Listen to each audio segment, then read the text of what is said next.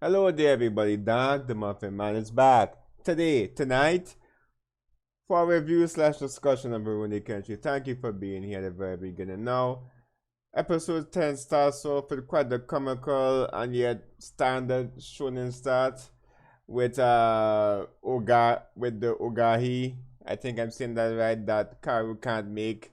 Now, a little after that, Sunosuke makes his appearance. Now, and he understandably wants nothing to do with Megumi, giving her the cold shoulder, pushing her away from the group, and right into the hands of Hanyu, who is disguised as this book lender here in both versions. However, the 2023 version makes his disguise more disguise-like, should I say? In the 90s version, my boy straight up transforms from man to monster to demon. Now, from here on out, the two versions begin to differ for this episode. The 90s version at this point has taken so many liberties that it has to continue making liberties like this for the story to add up. Alright? One such liberty here is Sanosuke being present when Megumi is blackmailed when she goes to Kanryu, which I feel allows Sanosuke in the 90s version to come to understand her plight a little bit more. Also, shout outs to the 90s artwork. I really did enjoy it, preferably to the 2023 version. Besides that, the conversation still leads to Megumi breaking down. She breaks down in both versions, knowing that she has to go back yet again to Kanyu to at least keep the dojo safe and to at least do what she has to do to atone in what she believes she has to atone for all what she's done.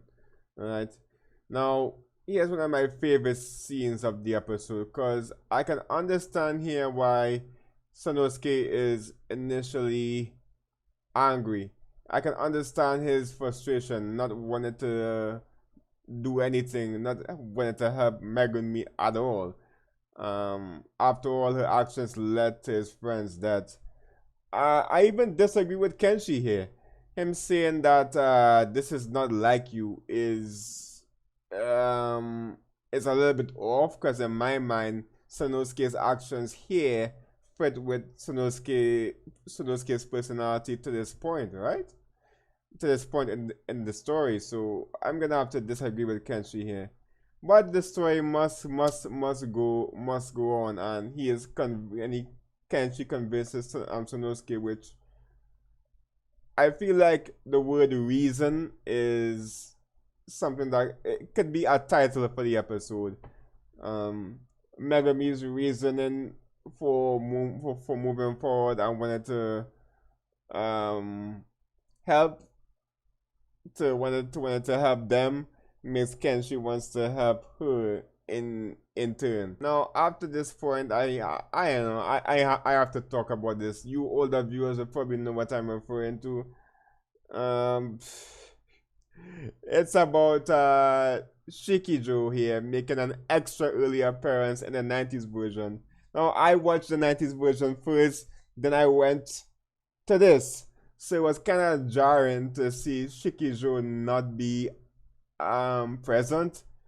It was really weird. It's like the 90s version, sorry, made Shikijo feel like a monster of the week villain. Hopefully the 2023 version makes him a little bit more fleshed out. I'm looking forward to seeing what they do with him next week. Now, the mansion raid. Um, it played out almost the same. Of course, liberties were taken and the Karu was present. The whole group was there in the 90s version. So they had to kind of make Karu a little bit more competent in her fighting skills back then. But it didn't really bother me too much.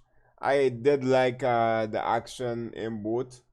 They get the job done. Of course, there are some scenes that I prefer. Some in the 90s, some in the 2023 version.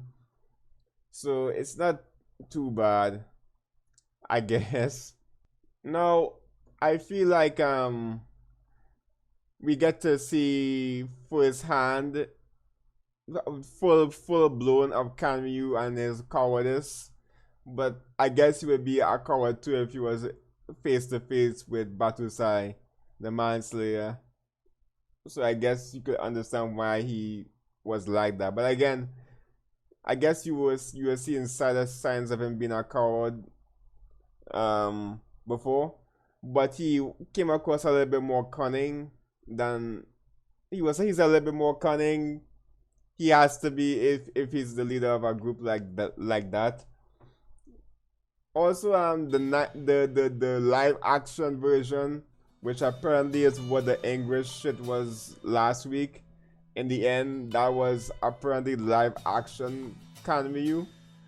He is so different from his characters, even more like villain of the week in the live action version, if that's how he acted. Or maybe they try to play him up, make him more comical. Anyway, I digress there. Moving on. Megumi again has this thing where she says she wants to end her own life, and this time she wants to take Kanryu with her. She even sees herself still as irredeemable, stating sorry that she is going to hell for all that she's done.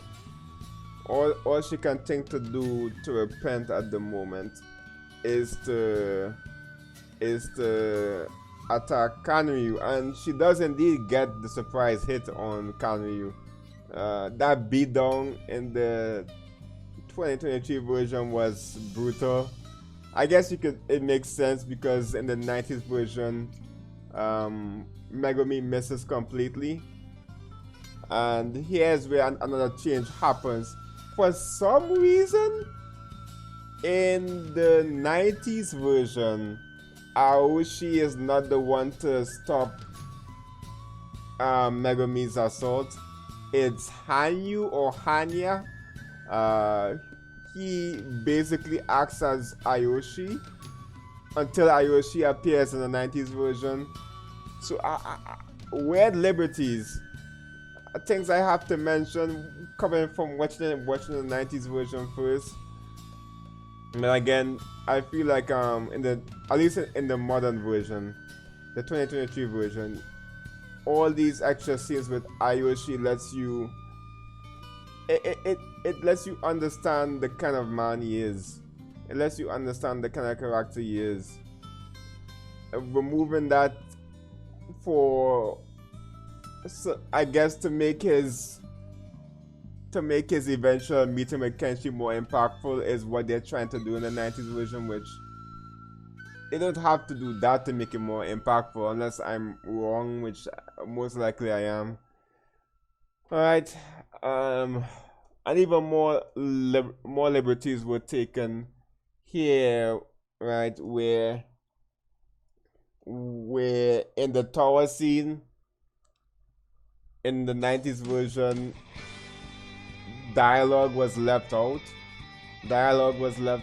which again trivializes how Aoshi is. I don't know why they would do that. I guess it's maybe because of time constraints. They kind of had to do it because they run out of time. But again, no, they wasn't. They didn't have to because they still had time in the 90s version, right? The cutoff point is different. But anyways, it's not because of time constraints. I'm being baka, right? But I do love the little scene there with Aoshi and Megumi in the 2023 version.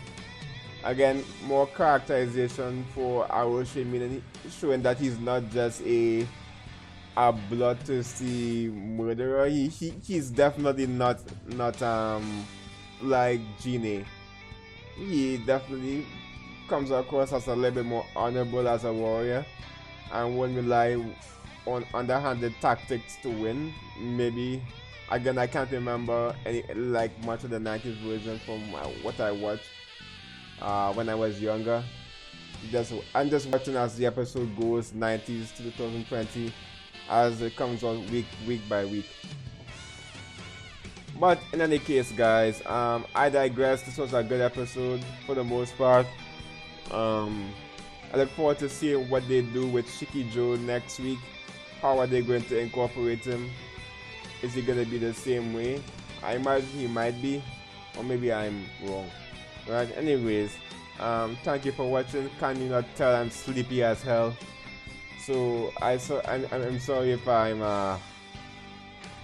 if the energy is not there, but I tried for you.